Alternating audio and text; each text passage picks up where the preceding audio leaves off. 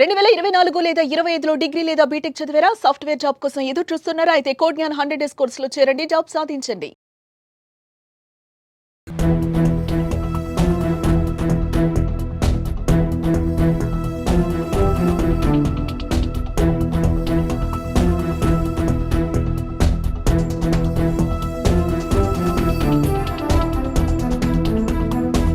బయట హోటల్స్లోకి వెళ్ళి మీరు ఫ్యామిలీతో పాటు లంచ్ కానీ డిన్నర్ కానీ చేద్దాం అనుకుంటున్నారా? ఇప్పుడు ఒకసారి విజయవాడ శ్రీ ఆంజనేయ రెస్టారెంట్లో ఉన్నాను. ఇవి చూసాక కూడా ఇంకా మీరు బయటకు వెళ్ళి తినాలనుకుంటే ఖచ్చితంగా వెళ్ళచ్చు. ఎందుకంటే మనకు బయట చూపించే హోటల్ అట్మాస్ఫియర్ వేరుగా ఉంటుంది. లోపల ఆ ఫుడ్ క్వాంటిటీ కానీ, లేకపోతే పెట్టిన నిల్వ కానీ, లేకపోతే ఆ తయారు చేసి దాన్ని దాచే విధానం కానీ మీకు ఎవరూ చూపించరు. కేవలం ఫుడ్ సేఫ్టీ అధికారులు తనిఖీ వచ్చినప్పుడు మాత్రమే ఈ విషయాలన్నీ బయటకు వస్తాయి. ప్రస్తుతం నేను గురునానక్ కాలనీలో ఉన్న శ్రీ ఆంజనేయ రెస్టారెంట్ దాంట్లో ఉన్నాను. ఫుడ్ సేఫ్టీ అధికారులు మొత్తం తనిఖీలు చేస్తున్నారు. ఈ తనిఖీలో విస్తుపోయే వాస్తవాలు బయటకు వచ్చాయి. ఇక్కడ ప్రతిదీ కూడా వండేసిన ప్రతి పదార్థం కూడా చికెన్ మటన్తో పాటు అన్నీ కూడా ముందుగా వండేసి ఫ్రిజర్లో పెట్టేసారు. ఎంత ఘోరంగా ఉన్నాయంటే పూర్ణచంద్రరావు గారు, ఇప్పుడు ఎన్నోసార్లు మీరు ఎన్నో తనిఖీలు చేస్తూనే ఉన్నారు. ఇదే హోటల్ పైన గతంలో కూడా తనిఖీ చేశారు. బట్ వీళ్ళ పద్ధతి ఏమీ మారలేదు. ఏమేమి గమనించారు ఇక్కడ మీరు? అందరికీ నమస్కారం. ఈరోజు ఫుడ్ సేఫ్టీ కమిషనర్ గారు ఆదేశారు, ప్లస్ లీగల్ మెట్రాలజీ కంట్రోల్ గారు ఆదేశించారు. 20 లీగల్ మెట్రాలజీ టీములు, 20 ఫుడ్ సేఫ్టీ టీములు నగరం వ్యాప్తంగా ప్లస్ కృష్ణా జిల్లా కొంత భాగం ఇన్స్పెక్ట్ చేయడం జరుగుతుంది. దానిలో భాగంగా ప్రముఖ రెస్టారెంట్లు, బేకరీ పాయింట్స్, స్వీట్ పాయింట్లు, తర్వాత స్వీట్ షాపులు, బేకరీ కార్ఖానాలు చూడడం జరుగుతుంది. చాలా దారుణమైన విషయాలు ఏంది మనం ఎప్పుడు చెప్తానే ఉన్నాం. మీ ద్వారా చెప్పేది ఏంటంటే యాక్చువల్గా కుక్కుడ్ ఫుడ్ ఏది కూడా మనం డీఫ్రీజ్ చేయొద్దని చెబుతున్నాం. కనీసం 10-15 రకాలు డీఫ్రీజ్ చేశారు. తర్వాత దారుణంగా ఏంటంటే రైసు మూటలు కట్టి ఫ్రిడ్జ్లో పెడతా ఉన్నారు. మూటలు కట్టి ఫ్రిడ్జ్లో పెడతా ఉన్నారు. తర్వాత ఈ మిగిలింది ఏదైతే సర్వ్ చేయంగా మిగిలింది, ఇప్పుడు హాఫ్ బాయిల్డ్ కూడా కాదు, ఫుల్ బాయిల్డ్ ముక్కలు కూడా దీంట్లో పెట్టేసి ఈ హాఫ్ బాయిల్డ్ కొన్ని, ఫుల్ బాయిల్డ్ కొన్ని, మిగిలినవి కొన్ని, లోపల ఏముండయో తెలియట్లా ఇవన్నీ కూడా డీఫ్రీజ్ చేస్తూ ఉన్నారు. తర్వాత పాడైపోయినాయి. తర్వాత చూడండి ఇది ఏ కండిషన్స్లో ఉన్నాయో చూడండి. ఎంత హాఫ్ బాయిల్డ్ అంటున్నారు, ఎప్పుడో తెలియట్లేదు. తర్వాత అది కానీ ఇదంతా కూడా పాడైపోయింది. తర్వాత ఎట్లా ఉందో నీరు గారిపోతూ ఉంది. తర్వాత ఇది అసలు అయితే స్టైల్ అయిపోయింది. మ్యారినేట్ చేసామంటున్నారు, స్టైల్ అయిపోయింది. చూడండి ఇట్లా లోపల పక్క. తర్వాత డిఫ్రిజిరేటర్లు కూడా అంటే వండడానికి టైం పడుతుంది అనుకోవచ్చు. రైస్ని వండి ఫ్రిడ్జ్లో పెట్టలేండి సార్? రైస్ వండి వాళ్ళకి అదే చెప్తా ఉన్నాం, రైస్ వండి పెడతా ఉన్నారు. తర్వాత మోనోసోడియం గ్లూటమేట్, చైనా సాల్ట్ వాడొద్దని చెబుతున్నాం. గిన్నెలే పెట్టుకొని ఇక్కడ వాడుతూ ఉన్నారు. చూడండి ఇది monosodium glutamate, China salt, Ajinomoto అంటారు. దీని మూలాన ఏంటంటే చాలా ఇబ్బందికరమైన పరిస్థితులు వస్తూ ఉన్నాయి. కలర్స్ వాడొద్దని చెబుతూ ఉన్నారు. పసుపు అంటున్నారు, దీంట్లో ఏం కలర్ అయితే వాడినట్టున్నారు. తర్వాత ఎగ్గులు బాయిల్ చేసి ఫ్రిడ్జ్లో పెడతా ఉన్నారు. 10 నిమిషాల్లో బాయిల్ అవుతాయి. బ్యాడ్ స్మెల్ వచ్చేస్తూ ఉంది. చూడండి ఇది కూడా ఎప్పుడో పాడైపోయింది. ఇది నీరు గారిపోతా ఉంది. చూడండి కింద నీరు గారిపోతుంది. దారుణమైన విషయం, గోంగూర కూడా ఫ్రిడ్జ్ చేశారు. దీన్ని కూడా రిఫ్రిజిరేటర్లోంచి బయటికి తీసాం. ప్యాకెట్లు కట్టి రిఫ్రిజిరేటర్లో నిన్నదో మొన్నదో తెలియదు. ఇవాళదంటారు, మనమేమో దాని మీద డేట్ లేదు కదా, వాళ్ళు ప్రూవ్ చేసుకోవాలా. నిన్నదో మొన్నదన్నా ఈ కలర్ వేసి ఈ చూడండి నీరు గారిపోయినాయి, మొత్తం పాడైపోయినాయి. ఫ్రిడ్జ్ చేసి మనకే పెడతా ఉన్నారు. లివర్లు అంటున్నారు, ఇది కూడా డీఫ్రిజ్ చేశారు. మొత్తం 10-15 రకాలు బాయిల్డ్ కాకుండా కంప్లీట్ ఫైనల్ ప్రొడక్ట్ కూడా డీఫ్రిజ్ చేశారు రైస్తో సహా. తర్వాత ఆ ఫ్రిడ్జ్లో కూడా దారుణమైన విషయాలు ఉన్నాయి. తర్వాత డీఫ్రిజ్ చేస్తూ ఉన్నారు.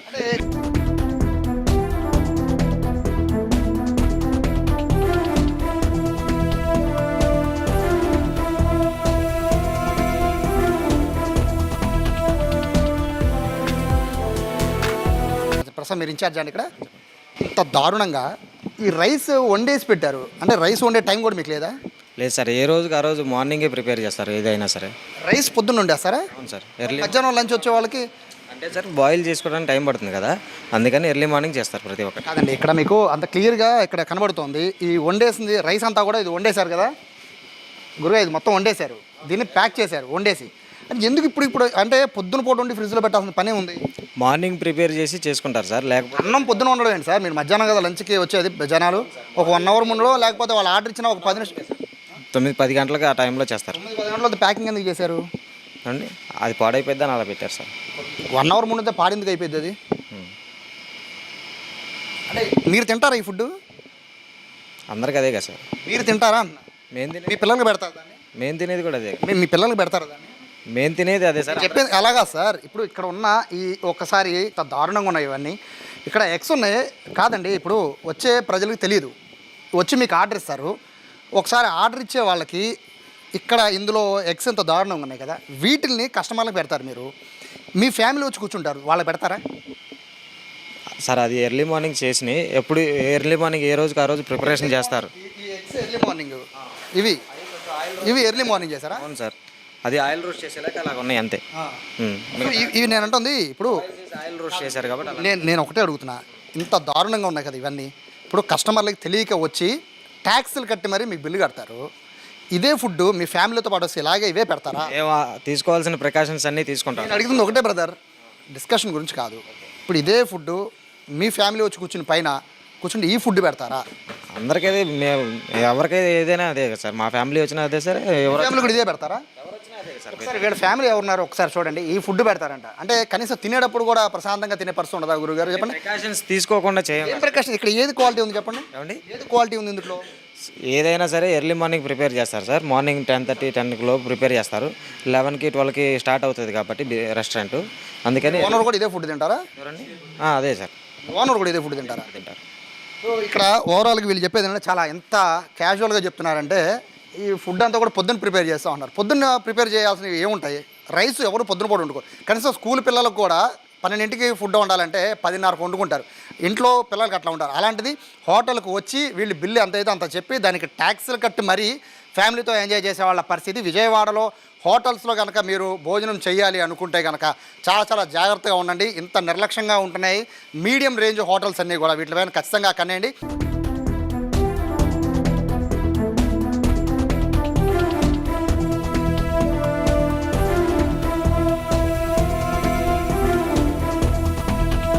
ఎంతోమందికి ఎన్నోసార్లు చెప్తున్నా వీళ్ళెవరు కూడా పద్ధతి మార్చుకోవట్లేదు. రీజన్ ఏంటి?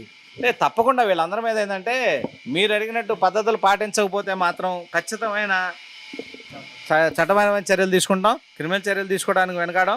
ఒకసారి కనుక ఇది చేస్తే ఒక చర్య ఉంటుంది, రెండోసారి చేస్తే డబుల్ పెనాల్టీ ఉంటుంది. ఇదే తప్పు కనుక మూడోసారి చేస్తే లైసెన్స్ ఉంటే లైసెన్స్ క్యాన్సిల్ చేసి సస్పెండ్ చేస్తాం. హోటల్ మూసేయడానికి కమిషనర్ గారు పర్మిషన్ తీసుకుంటాం.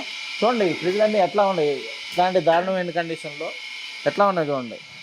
అది మసాలా అంటున్నారు, దీన్ని ఫ్రిడ్జ్ చేసి ఎన్నాళ్ళైందో తెలియదు, ఏ మసాలా కూడా తెలియదు. ఆ కండిషన్లో ఆ ఫ్రిడ్జ్లో పెట్టే ఉన్నారు. ఇవన్నీ డ్రైనేజ్ కండిషన్స్ బాగాలేదు. వెజిటేరియన్ కూడా ఇక్కడ ఉంది చూడండి. బాయిల్ చేసి ఇక్కడ పెడతా ఉన్నారు. మష్రూమ్ బాయిల్ చేసి పెట్టారు. చికెన్ కలర్ కలిపి బాయిల్ చేసి ఇక్కడే పెట్టారు. మటను కీమా బాల్స్ ఇవన్నీ కలిపి, keema balls, chicken, mutton, half boiled అన్నీ కలిపి ఒకసారి పెడతా ఉన్నారు. గడ్డగట్టుకుపోయింది, అసలు రాను కూడా రావట్లేదు. మ్యారినేట్ చేసి పెట్టామని చెబుతున్నారు కలర్ కలిపి. పప్పు చూడండి, పప్పు కూడా రిఫ్రిజిరేట్ చేశారు, ఎప్పుడుదో తెలియదు. తర్వాత ఇది మరీ దారుణంగా ఐస్ గడ్డగట్టిపోయి అసలు రాట్లా. వెజిటబుల్స్ కూడా బాయిల్ చేసి డీప్ ఫ్రీజ్ చేస్తూ ఉన్నారు. దీన్నే వాడతారు. ఇది కరగట్లా ఎన్నాళ్ళైందో కూడా తెలియదు అసలు. ఎగట్టుకుపోయినాయి కదా సార్, మొత్తం పోయి పనికిరాని పరిస్థితికి వచ్చేసినాయి. తర్వాత ఫ్రిడ్జ్ కూడా కింద పైన చూడండి దారుణమైన కండిషన్లో. ఇట్లాంటి ఫ్రిడ్జ్ల్లో ఈ ఆహార పదార్థాలు పెట్టి, ఏది కుక్కుడు ఫుడ్ ఇట్లాంటి ఫ్రిడ్జ్లో పెట్టి సర్వ్ చేస్తూ ఉన్నారు. డెఫినెట్గా వీళ్ళందరి మీద కఠిన చర్యలు తీసుకుంటాం. శాంపిల్స్ కలెక్ట్ చేస్తా ఉన్నాం. ఇట్లాంటి ఫుడ్ ఏదైతే ఉందో సుమారు 20 కిలోల ఫుడ్ ఉంది, దాన్ని సీజ్ చేసి డిస్ట్రాయ్ చేయడం జరుగుతుంది. ఇట్లాంటి కండిషన్స్ ఏ రెస్టారెంట్లో ఉన్నా అని, ఇది ఒకటే రెస్టారెంట్ కాదు, ఏ రెస్టారెంట్లో ఇట్లాంటి ప్రివైల్ అయినా కానీ లైసెన్స్ క్యాన్సిల్ చేస్తాం. తర్వాత కమిషనర్ గారు రుచి తీసుకెళ్ళి హోటల్ మూసేయడానికి కూడా వెనకాడమండి. ఇక్కడ మీరు ఏం లేదు సార్, మీరు ఇదే హోటల్ మీద గతంలో కూడా దాడి చేశారు. వీళ్ళకి చాలా బ్రాంచెస్ ఉన్నాయి, గతంలో కూడా దాడి చేశారు. బట్ అయినా కూడా వీళ్ళు పద్ధతి మార్చుకోలేదంటే వాళ్ళ ధైర్యం ఏంటి? ధైర్యం ఏం లేదండి. ఇప్పుడు ఒకటి మీకు చెప్పాను కదా, మీరు ఒకసారి వస్తే ఇక రెండోసారి రాని ఫీలింగ్. రెండోసారి కాదు, కంప్లైంట్స్ ఉంటే ఒకసారి కాదు 2 సార్లు కాదు, అదే రోజు రెండోసారి కూడా దాడి చేస్తాం. ఎందుకంటే కంప్లైంట్స్ ఉండి ఇట్లాంటి వ్యాపారం చేసే హోటల్స్ ఇదే కాదు, ఏ హోటల్ను కూడా ఉపేక్షించేది లేదు, ఎవరిని ఉపేక్షించం. ప్రజలకు ఏంటంటే మీరు స్వచ్ఛమైన కల్తీ లేని వేడిగా వడ్డించండి. ఎందుకంటే మన దగ్గర చాలా ఎక్స్పెక్ట్ చేసి వస్తారు. మీ ద్వారా మేము హెచ్చరించేది ఏంటంటే సరైన కల్తీ లేని ఆహారం తయారు చేసి సరైన పద్ధతిలో, ఎందుకంటే వేడిగా వాళ్ళకి ఇబ్బంది లేని కండిషన్లో వడ్డించమని మీ ద్వారా హెచ్చరిస్తూ ఉన్నాం. లేదు వైలేషన్స్ హోటల్స్ మాత్రం ఎవరిని ఉపేక్షించేది లేదు. కఠినమైన చర్యలు, ఏదంటే చట్టపరమైన చట్టం ఏదైతే అలౌ చేస్తో క్రిమినల్ చర్యలు తీసుకోవడానికి వెనకాడం. చాలామందికి డౌట్స్ అయ్యారు వినియోగదారులకి.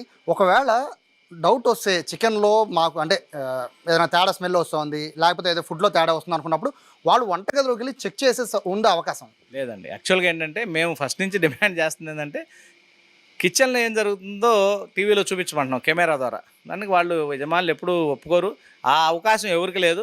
అందుకని మేమేంటంటే ఖచ్చితంగా అన్ని కిచెన్లు చెక్ చేస్తున్నాం, లైసెన్స్ చెక్ చేస్తాం, తర్వాత ఫ్రీక్వెంట్గా కూడా చెక్ చేస్తూ ఉన్నాం. ఇప్పుడు ప్రభుత్వం వారు కూడా ల్యాబొరేటరీలు ఏర్పాటు చేస్తూ ఉన్నారు, స్టాఫ్ను కూడా పెంచుతూ ఉన్నారు. ఇప్పుడు ఇంతకుముందు మీరు చెప్పినట్టు సంవత్సరానికి ఒకసారి 2 సార్లు చేసినా కానీ ఇప్పుడు కంప్లైంట్ వచ్చిన తర్వాత ఇమ్మీడియట్గా గంటల్లోనే చర్యలు తీసుకుంటాం.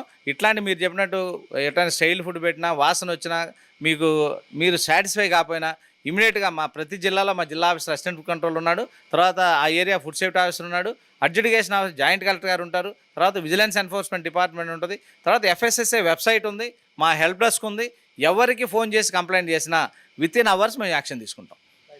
సో వీళ్ళ మీద ఫైనల్గా ఏమి యాక్షన్ తీసుకోబోతున్నారు? తప్పకుండా ఇవన్నీ శానిటైజేషన్ కండిషన్ నోటీస్ ఇచ్చాం, లైసెన్స్ కండిషన్ నోటీస్ ఇచ్చాం, శాంపిల్ కలెక్ట్ చేసాం, ఎనాలిసిస్ పంపిస్తా ఉన్నాం. వీటన్నిటి మీద చట్టపరంగా వీళ్ళందరికీ నోటీసులు ఇచ్చాం. As per FSSA act and rules డెఫినెట్గా క్రిమినల్ చర్యలు తీసుకుంటాం.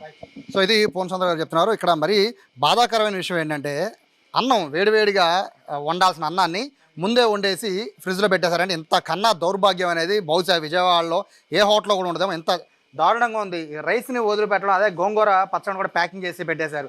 ఎగ్స్ అయితే చాలా దారుణంగా స్మెల్ వచ్చేస్తుంది. 10 నిమిషాల్లో ఉడికిపోయే ఎగ్స్ని కూడా వాళ్ళు ఫ్రిజర్ చేశారంటే వీళ్ళ నియమనాలు అర్థం కావడం. ప్రస్తుతం అయితే ఈ శ్రీ ఆంజనేయ రెస్టారెంట్ పైన అయితే ఫుడ్ సేఫ్టీ అధికారులు అలాగే మొత్తం దీనికి సంబంధించి మొత్తం అంతా కూడా దీన్ని ల్యాబ్కి పంపిస్తున్నారు. దీనిపైన క్రిమినల్ యాక్షన్ కూడా తీసుకుంటామని చెప్తున్నారు. విజయవాడలో ఉన్న మిగతా హోటల్స్ అందరికి కూడా ఒకటే, ఏదైనా కస్టమరు సాటిస్ఫై చేయాలి అంటే వాళ్ళకి వేడివేడిగా వడ్డించాలి, కానీ ఫ్రిడ్జ్లో పెట్టేసిన తర్వాత బయట తీసి వేడిగా వడ్డించడం కరెక్ట్ కాదని చెప్తున్నారు. ఎవరికి ఏ ఇబ్బంది ఉన్నా కూడా ఏ కస్టమర్ కనుక ఫిర్యాదు చేయాలనుకుంటే ఖచ్చితంగా జిల్లా స్థాయిలో ఉండే ఫుడ్ సేఫ్టీ అధికారులు ఖచ్చితంగా ఇన్ఫర్మేషన్ ఇవ్వచ్చు అని చెప్పి ఫుడ్ సేఫ్టీ ఆఫీసర్ పూర్ణచంద్రరావు చెప్తున్నారు. కెమెరా పర్సన్ కృష్ణతో సాయి, సుమన్ టీవీ, విజయవాడ నుంచి. సుమన్ టీవీలో మీ పర్సనల్ అండ్ బిజినెస్ ప్రమోషన్స్ కోసం కింది నెంబర్కి కాంటాక్ట్ చేయండి.